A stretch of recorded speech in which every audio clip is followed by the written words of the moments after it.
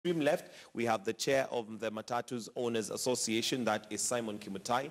Thank you for joining us this morning. Thank you. We're also joined by Anthony Okonji, who is a journalist. Thank you for joining us. And last but not least, we have Eric Oduor, who's the Secretary General for Kenya Union of Journalists.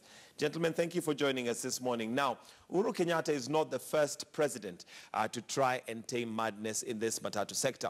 Mwai Kibaki did in 2003 with the famous Mishuki rules. And before him, Daniel Moi, Arab Moi, also tried 30 years ago when he ordered all Matatus off the road and all drivers retested following accidents that had left hundreds dead and many injured.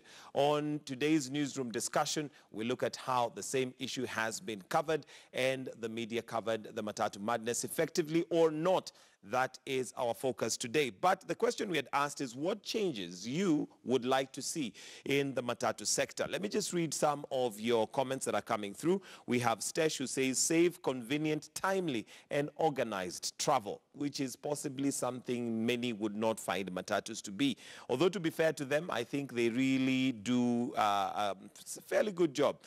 Yusuf says that I want Matatus to play low music from strictly gospel tunes like ROG Sako. Okay, that's a preference there. We have one more. Start a public bus service, impound all Matatus, sell them even as scrap. Put the proceeds into bus service. Make the Matatu owners shareholders. Wow, quite some strong views there coming from the public. Let me start with you, Mr. Kimutai. As a chair, or as the chair of Matatu Owners Association, the Matatu industry definitely is a huge, huge industry, multi-billion industry, which started way back. I think I was reading the history of it, and we're looking at it from the 1950s. And initially, it was used to transport people from the rural areas to come to the city when suddenly there were jobs that were found. But of course, it has evolved. But maybe just give us a brief history of where Matatus have come from and where we are today. Thank you very much. One thing is that we have to realize that over 90% of Kenyans use public transport, Matatu, as a means of moving from one destination to the other. That is one thing that should be appreciated despite the shortfalls. And from the time that it was introduced as means of transport, it was not regulated. For very many years, it was just left to operate with no regulations. So they brewed a culture. And when regulation were brought in, within a very short time, somehow the enforcement failed because of interests. And that is basically what ails the industry. When you say that enforcement failed because of interests, what do you mean? Well, you know, this is a business that it's all the time fluid. It's a cash business. You pay to travel. And people who are supposed to enforce get compromised easily for either an offense or even for extortion.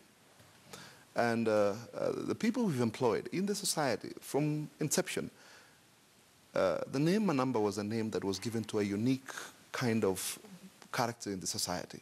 People who either could have been neglects or people who had disobeyed or people who had become rejects in society could only have solace in bus stops to become manambas. Eventually they become conductors, eventually they become drivers. So this kind of mix brought in a culture issue, an issue that was never addressed because there were no regulations.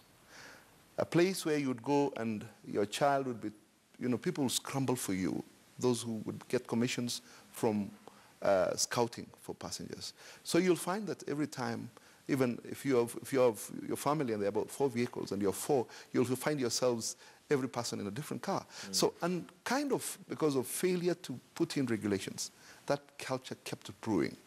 And it's very infectious that any person who would be of different character would come in and be influenced into the same. This has moved on in generation. It's moved on and on and on and on. And even with the introduction of regulations, those who would have put it straight could not, because their interests were different, and still goes on up to today. And I want to put it very clearly. if corrupt practices or issues are not solved in public transport, we will never go to proper and organized transport. So even this infamous or famous Mishuki rules may not be the silver bullet to solve it if corruption is not dealt with. Correct. What I would want to put it here is that Matiang'i has talked of, we have to correct this. We are going to crack down on this. We are going to take these people to jail. He is not pointing a finger at those people who are playing the major role in disorder, who are policemen, traffic policemen. All right, that's the bottom line. All right. I'll come to you, Anthony.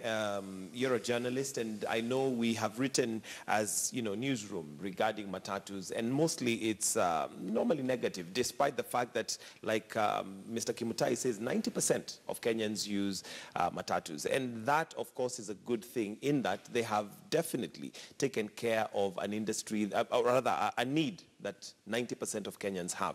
But there's also a book that is written by Professor Kenda, or that was written a while ago, and the book is titled Thugs or Entrepreneurs, and he was referring to Matatus. Your thoughts on that particular title, and whether we are dealing with entrepreneurs or thugs, or what's that in the middle? I think, to be very honest, that would be thuggish entrepreneurs. Thuggish entrepreneurs. That's what it is. I mean, they're making money, there's business, but as Mr. Kimtai says here, there was a time when regulations actually fell, and it fell through, and so anybody who couldn't find anything to do ended up being in the Matatu business. I think it's important that we look at the history of the Matatu industry, and as you were describing it, how it came in, it's because there was a vacuum. There were more people to be transported than what transport systems available then could be able to transport. And I think for a long time as a country, Matatus and public transportation that was largely run by and managed by cities and government, they worked hand in hand. In fact, what happened is that Matatus now were able to take people through certain legs of transportation where the public buses could not have gone. But what happened in the end is through a mismanagement, through conflict of interest, which we can delve into much later, is that a lot of the people who entered into the Matatu business found very many more routes, and the population increasing found different ways of accessing the city center, which is usually the main hub. And by finding those very many routes, realized that the larger buses cannot be able to access certain routes and took advantage of that. But with mismanagement and continued death of public transportation, of bus systems, rail systems, and also talking about the NYS, which at some point before was a major transport shareholder, it just meant that there was a vacuum for transportation. And once there was a vacuum, anybody who owned a Matatu and wanted to operate in that system was able to. But also remember, when the first Matatus first came through, they didn't actually employ people to work. It was the Matatu owner who drove it. And on some occasions, I remember back in the 80s, the Matatu owner drove it, and then the son or a relative was the makanga. The person was the tout, which means that people were running it more as a personal individual business. So there was, as a matter of fact, a concerted effort to bring some level of sanity and management to that industry, but conflict of interest has actually usurped the original powers of government, wanting to even bring some sanity into the industry. All right, Eric, your thoughts on having, used Matatus yourself, I'm sure, and having, reported on that, on what really bedevils us as a country, because like we've just seen, previous presidents, not just Uhuru Kenyatta through his government, who has tried to rein on Matatus, but that has not been successful so far. I think as the media, we've tried to highlight on some of these things because, like you've said, we use Matatus as journalists, also use Matatus. Sometimes when you want to do a story, I remember there's a time I wanted to do a story just to see if these regulations are working. So I had to take a Matatu to fly to different routes. And actually, I was able to ascertain that actually these regulations are not working. Actually, nobody even knows about them. So from there, when you are coming to do a story, you are doing a story from an experience you've had when you are in these Matatus. But having said that, and given that you've said that different regimes have tried to bring sanity here, but I think these regimes actually, all of them have failed, because they have failed to the sense that we do not have an alternative. And that is why you are talking about the 90% of Kenyans rely on Matatus, because there is no alternative. If they were alternative, they will be talking about a less percentage, maybe 30 or 40. But we allowed other transport systems actually to collapse. Because I would see, if you look in other countries, you'll see that other forms of transport also complement what we may call Matatu in our own society here. So we will want to see a situation whereby the government start now to provide alternative in the form of railway. There is no way we can neglect the input of railway transport in any given city, especially like any given country. Let me talk about country. And especially in major cities like Nairobi, Mombasa, Kisumu, Nakuru, we need a light railway system that we're able actually to provide alternative to the transport system that we're having at the moment. But like Mr. Kimutai has said, we are having a system that everybody has interest in it. You'll realize the policy makers, the people who are supposed to implement the policies, are actually have interest in the society, not by in the industry, not in the form of collecting bribes, but realize that who in the Ministry of Transport and Infrastructure, senior police officers are also investors in this industry. They have matatus in the industry, and therefore they will want to protect the status quo, whether the status quo is working or not, so long as they are benefiting because they are investors here. But if we have a system whereby we have an alternative, if I'm not satisfied that I'm not going to get a proper service in the Matatu sector, there's an alternative. So whether this Matatu has got loud music or not, it's none of my business. It's upon me to choose whether I'm going to use the Matatu or not, but there is something that is there for me to use. Yes. All right, Mr. Kimutai, what has made the Matatu industry so strong to a point where it literally chokes out any alternative that has been tried? Because the government has tried. We have the Nyayo bus service that came in and was phased out at some point. We also have the Kenya bus service that was there at some point. But again, given the competition with Matatus, which seem to always take the day, they are choked out of business to a point where they don't exist anymore. You know, Matatus, it is private business, driven by profit. And it's the only transport provider in the country. It stops for a day, the economy stops. So they have tools that can easily blackmail. So there's need to change tact on the same. You see, corporate entities that would want to invest here fear because there's no protection. Kenya Bus was put on its knees by serious competition by Matatus. So if there is no protection of the same, nobody would be, would want to invest in the same. What sort of protection would be required? Is that government protection maybe to anybody who would want to invest in the transport industry? Correct. Actually, what would happen is that there needs to be incentives for any person to invest here.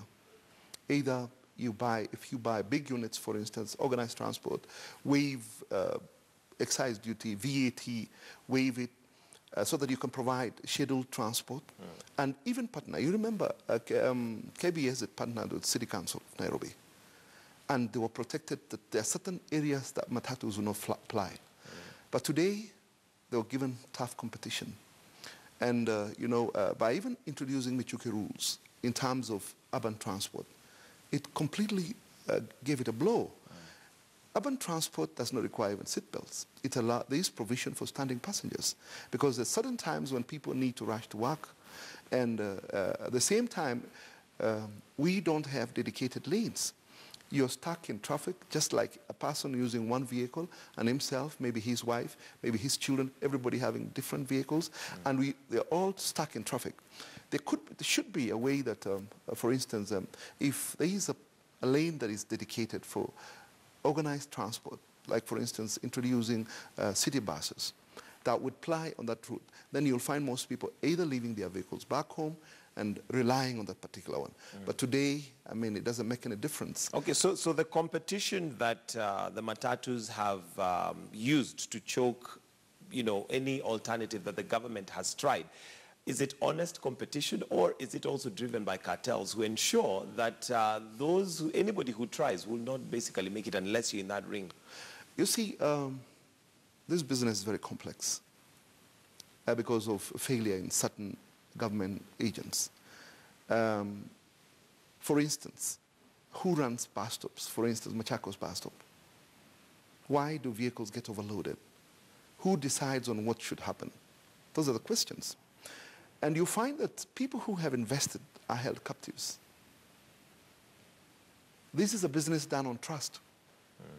We tried introducing even an electronic fare collection system, but it was punctured. You know, if today, for instance,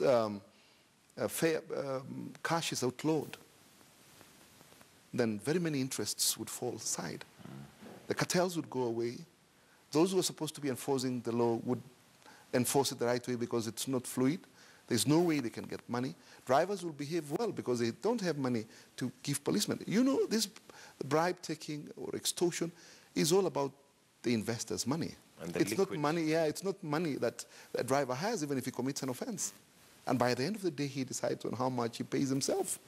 So this is a very complex business that needs proper address. Okay. Yeah, but Mike, I don't agree with you that the governments have failed. And like I said before, I believe that our government has actually failed, and that's why we do not have competition in the transport sector.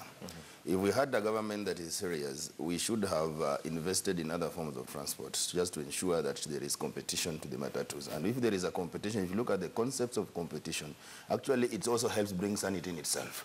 Because once competition, because we are in a free market economy, we wouldn't also want the government also to start intervening in some of these issues. We want the market itself to sort out the problem.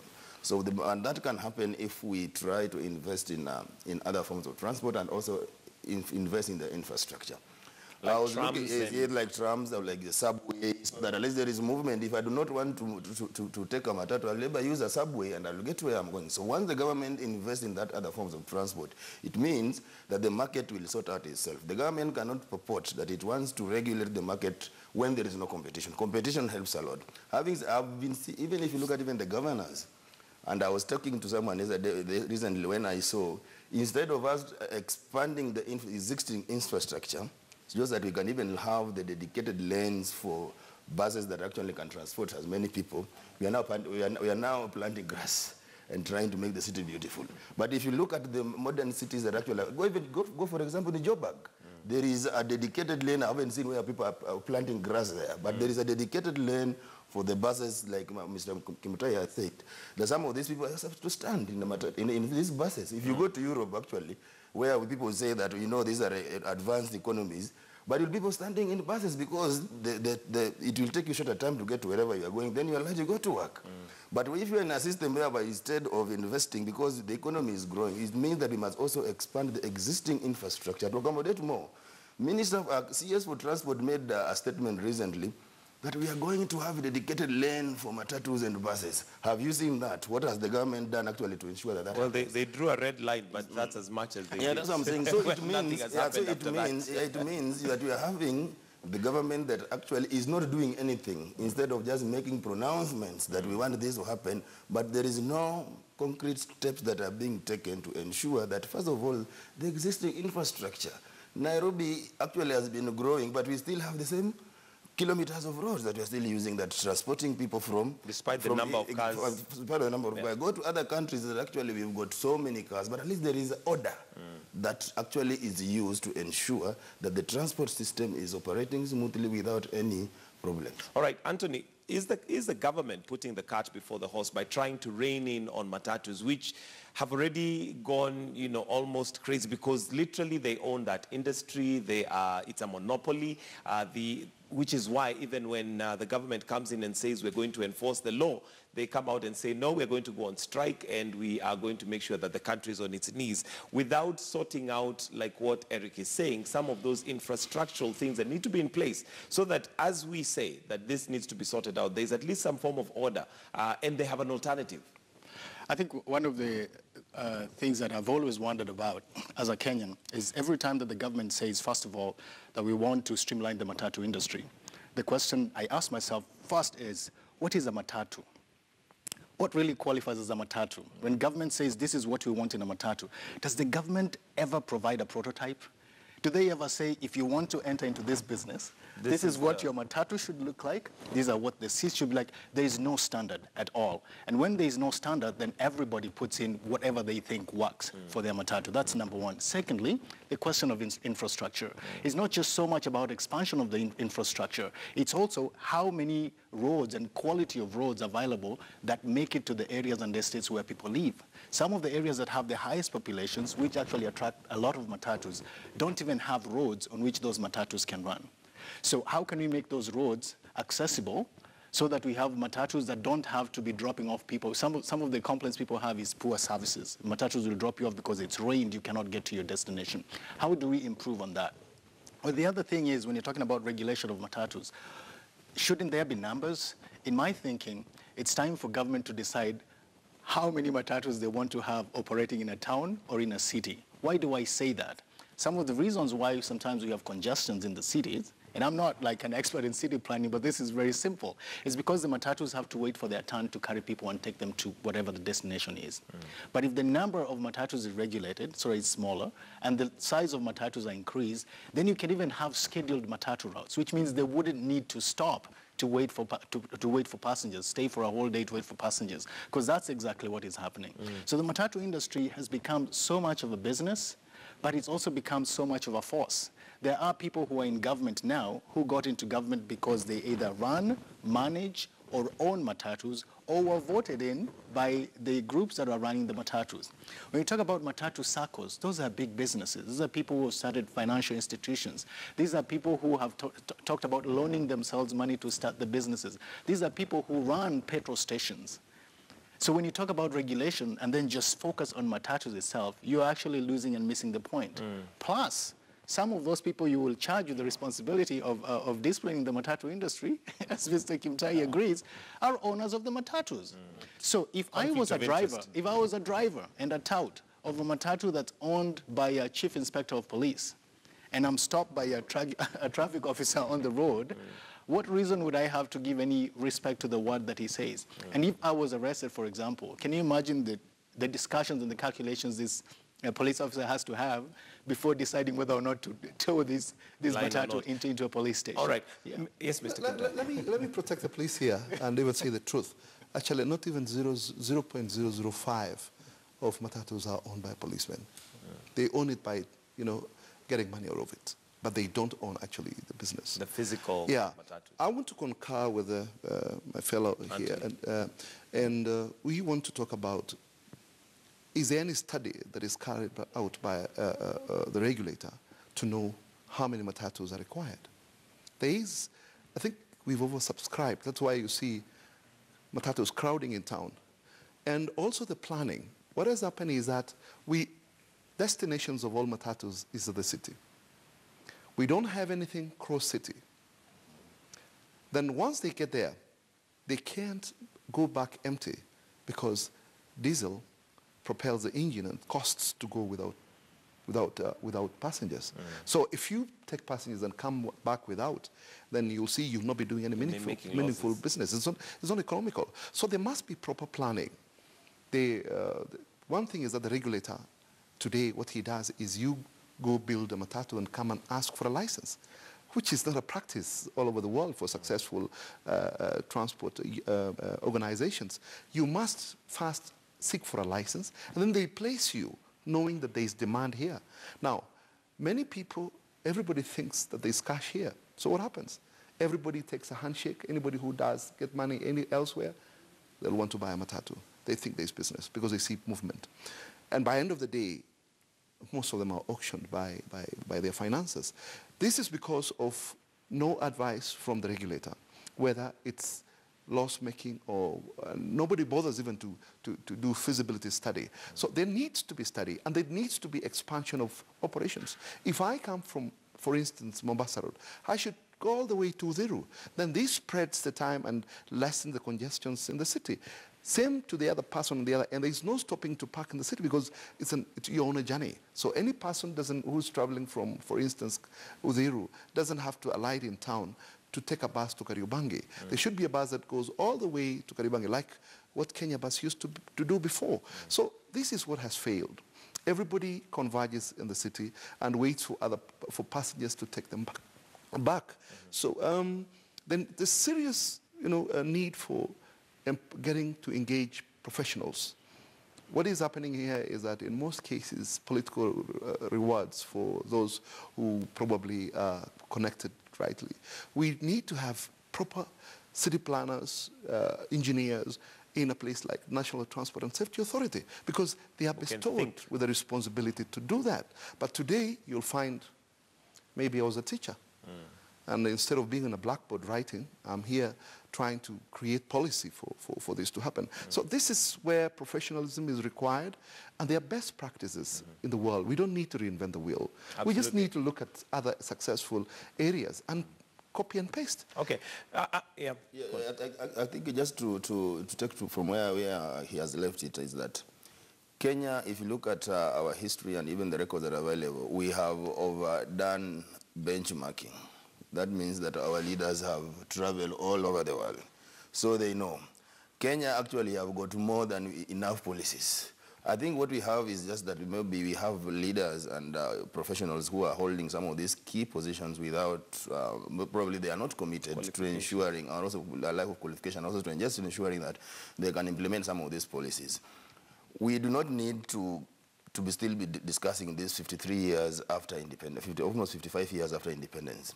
Some of these things, I'm sure if we have leaders who are committed, we can do them. So just to ensure that we have a public transport system that is working. And I agree that we shouldn't be having a situation whereby you come all Mombasa Road, then you go and park in town. Instead of transporting passengers to other destinations, then you come back. That is happening in other cities. You'll see that actually that cross-city transport system whereby there is no Matatu that actually is, or a bus that is terminating at the CBD. Actually, it proceeds to other areas, then it collects, picks up passengers from one town or from one other estate, like Kenya Bus used to do. And I'm sure that those policies are there. It's only that we have maybe leaders and people who are heading these key institutions that are actually not willing to face some of these difficult tasks. If you look at NTSA when it was formed, some of these policies actually they are supposed to come up with some of these policies to ensure that transport system it is working. But if you look at their success has been speed, taking those who are arresting those who are speeding, and also alcohol, which that's the quick wins. But areas that need serious thinking and serious policies and have been left out in terms of ensuring that we decongest the city. Then after that, even looking, not even just Nairobi alone, even look at what's happening in other up country. If you look at what is happening actually in up countries, it's pathetic.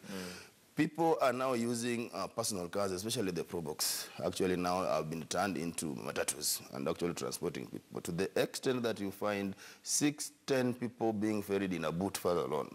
If you look at the front seat where there are supposed to be a co-driver, there are 3 passengers there plus the driver, there are 4. And these people are operating on their own. And even, I mean, a Probox by virtue of just its shape and everything is not really a public transport Exactly, vehicle, but which brings in the question of impunity. It's impunity and enforcement of the law, because these people are operating on the road where we have police officers, we have NTSAs who are supposed to be doing supervision and patrol just to ensure that everybody comply. But these people are using the road, so it means that it's not about lack of policy, but it's just impunity, like you say, and people who are not taking their work seriously. All right, but Anthony, something I would also like to bring in, and I also bring in Kimutai on this, and it's a question of our responsibility as Kenyans. Because like now the Probox, those who are getting into those Proboxes know very well that those are not licensed to carry passengers. But we still go in, and at the point, or you'll find after an accident, people that will, come out and say, in fact, the driver was over speeding. In fact, he was going, in certain ways, but we never take up the responsibility to say, hey, this is my life, and I will not get into a vehicle that is not. Do we have a responsibility or a role that we can play, or are we at the mercy of the industry? Let me say something about that. Mike, we already operated with a frustrated public, where someone wants to move from point A to point B and there is no... But does that mean, Eric, that you put your life at risk? You want to travel almost 100 kilometers away from where you are, and it is urgent. And that is the only means that you're supposed to use. What do you do? So that's why I'm saying that even the government is supposed to ensure that the environment can also accommodate other players that can also bring that competition. When there is that competition, because if there's a Pro Box is parking there and people are boarding, then there's other means on the other end. It means that I'll abandon the Pro Box and go for the other means. Wait, let me hear from Kim Tai. I can see he's nodding his head. I would want to disagree with him on issues of why should you even complain then when you're involved in an accident and you're hurt? Those who die do not complain. So it's a matter of choice. What is happening here is that, as I had mentioned, Kenya Bus, it was allowed to die. Now we are even allowing the Matatu which are licensed to die and opting for illegal units which are moving coffins. You hear that today the statistics tell us that Matatus have reduced deaths on our roads involving them. There is an upsurge of personal vehicles. Which personal vehicles are these? They are the Pro Boxes and the wishes which people allow themselves to be carried in. One thing is that it's all a matter of choice. We Kenyans, I think, are all the time, we want to move fast. We see a Matatu, we look at it, we say 14 passengers. This wish will only carry 6. I want to use this one. It's illegal.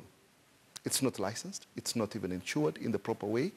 And you end up, destroying a structure of transportation, public transportation in the country. So, and one thing is that, as you had asked, do we have responsibilities? Yes, we do. Once you've paid fare, there is a contract between you and that vehicle that you must be carried at a position which has a belt to buckle. That is one. Number two is that you have to be driven in a speed prescribed in law, 80 kilometers per hour. When you get into this Pro Box, the limit is 100. Matatu is 80. So Matatus are disadvantaged because these other ones move faster. And this happens and it's allowed on the road by, of course, because of interests. And you'll find that now what happens to the Matatu driver? He'll look for a switch to go in the same speed because now there is unfair competition where he wants to catch up. So eventually what happens? There is now lawlessness. And a policeman who's on the road who's flagging them down because maybe they have oversped will definitely get his cut and move on. So this, passengers should know their rights. They are rights. They have rights. And they should speak out. Why should you allow yourself to be an excess passenger? First, it's illegal. Second, you're endangering your life. You're not belted because you'll be sitting on crates like the people who died in Kericho the other day. And being driven at speed that excites them, they say this one is good, it will take us to the end quickly. That's the biggest problem. And in most cases, you'll even, at one time I used to drive my Matatu, long time ago, my fast Matatu. And I would carry passengers from Kericho to Kisumu. They would ask, that's the time the regulations were allowed, they would ask you, how nail switch? What time are we getting there? You're going so slowly. This, they try to incite the driver to move. So people must have a role to play. They should know that they have rights. And I think NTSA has got to come up with a program to educate the public and public transport users that these are their rights. All right, Anthony, and I don't know if there's any better education than when people actually die, and we see it happening, but that should inform us that we have a responsibility. And anyway, like I said, it is a matter of life and death, and it is my life, but your thoughts on that? I think it's pretty interesting to hear Kim Tai's perspective also. In the question of people's attitude towards transport. And it's both ways, government and the people, and the passengers. I think government has a responsibility to ensure that people can be transported in the country. That's a government responsibility. Now, whether the government is involved in it or not, like in the case of the Matatu industry, the government is supposed to enable the Matatu industry operate. But the primary reason for transportation is for making it possible for people to move from point 1 to point 2. Now, what we're hearing now here is that the competition in the Matatu industry is so tough that even the Matatus themselves are driving themselves out of competition. Now, that is something that categorically states that the government cannot compete in this sector unless they have a very, very radical system. Now, public transportation is actually not meant to be a profit-making business. Public transportation is supposed to be a service that's provided to the people that can break even. And that's why government is largely involved in it. In situations where other players have come in, if they were to make any profit at all, it would have to be profit, but not at the expense of people's lives. I'll give you a very practical example. If you're driving from Isebani on the Kenyan border and going to Dar es Salaam, you will have police officers stop you. One of the most interesting experience I had was police officers came into the bus and asked us how the driver was doing on the road. Were they driving us safely? Did we feel like there was any recklessness? That was very impressive for me. That's number one. Number two, for about 4 years, we traveled from one destination to another in Tanzania. The fare marginally changed. The government was playing a huge role in regulating the fare and the controls, but that also had a lot to do with the number of buses that were applying that route. So they kept it at a certain level where the matatus, where the buses and the matatus always ensured that they have passengers when they're going from one district to the other, so that it stops the situation where someone feels like I have to drive back empty, which is what happens over Christmas time, period. Now, how do we go about this and make sure that people have adequate facilities? It's possible that I can go into a matatu and say, you're driving us a little too fast. But what are the consequences for that? Actually, you're more likely to be punished for asking them to drive carefully than for asking the driver to speed. Because people have no choices. And where they don't have choices, the reason they don't have choices is because government has not ensured that they have enough choices to be able to determine what is the best mode of transport. If you do the Rongai route, for example, you have so many options. You can either get a graffiti-filled matatu that will drive you at breakneck speed. You can either sit at the front and be charged a little more fare than people who are sitting at the back of that same matatu, or you can take some of the slow ones, which don't have loud music, and you just pay and you don't have to worry about anything else. Now, those are choices that are provided. So people have the ability to choose.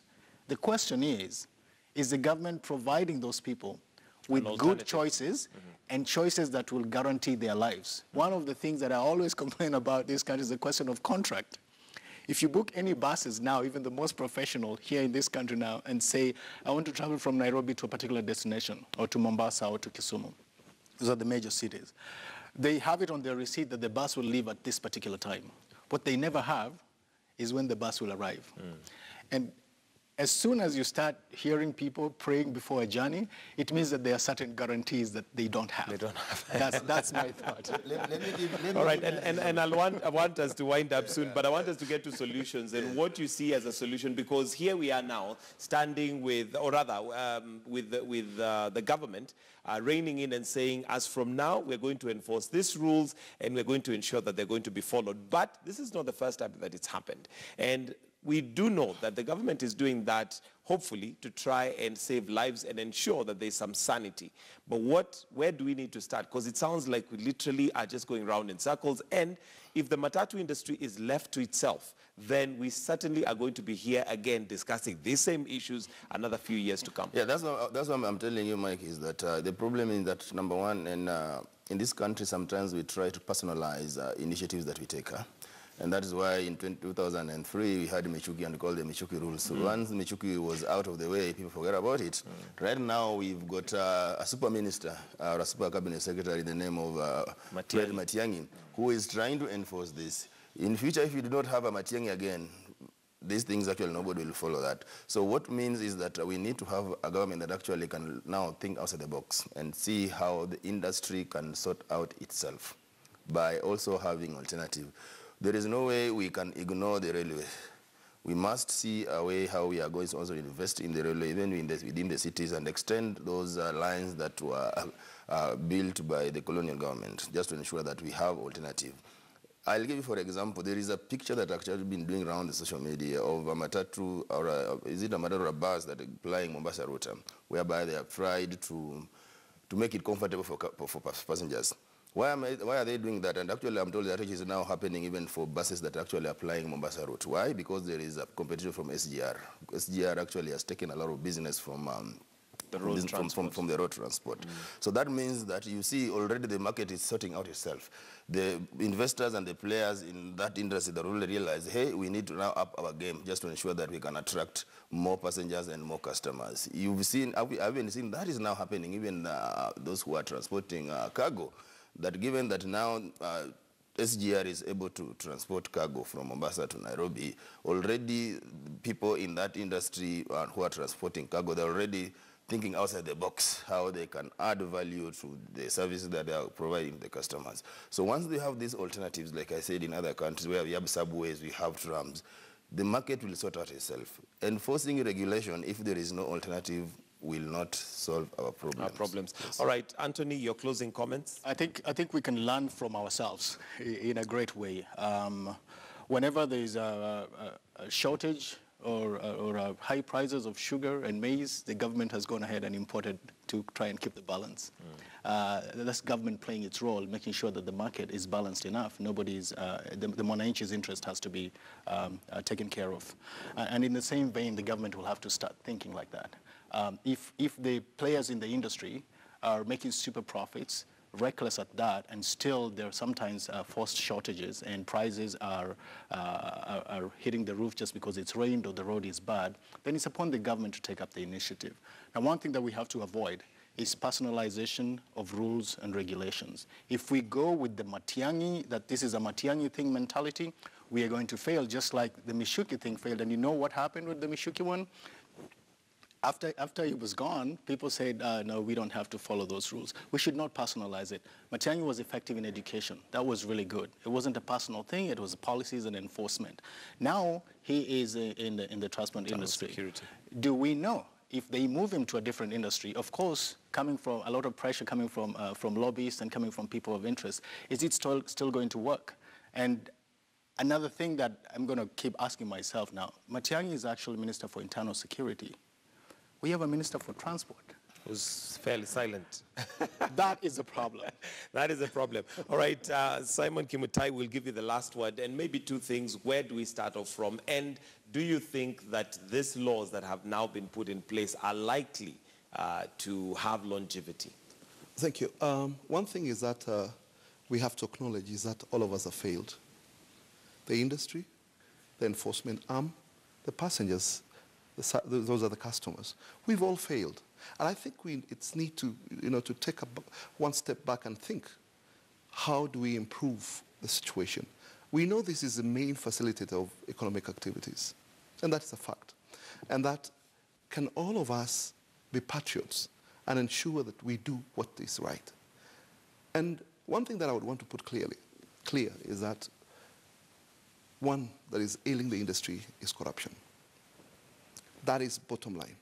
If today they stopped, you'll see lots of changes in the industry.